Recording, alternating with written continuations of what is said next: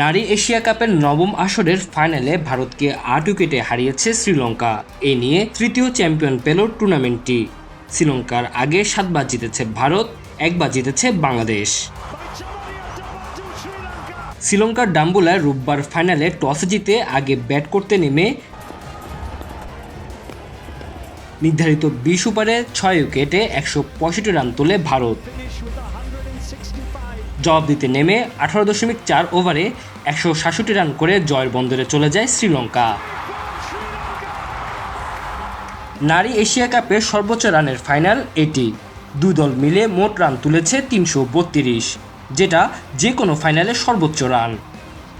Run বন্যার ম্যাচটিতে স্মৃতি মান্দানার দারুণ ব্যাটিংয়ে শক্ত পুঁজি পায় ভারত।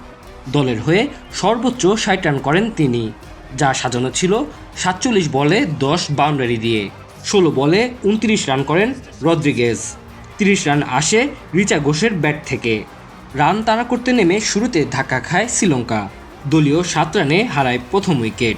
তবে শুরুর ধাক্কা সামলে দারুণ জুটি উপহার দেন চামেরি আতাপাত্তু ও হার্সিতা। দুজনের শক্ত জুটিতেই জয়ের গল্প সহজ করে ফেলে শ্রীলঙ্কা। অধিনায়ক আতাপাত্তু ৪৩ বলে ৪১ রান করেন, ৫১ বলে ৬৯ রান করেন হার্সিতা।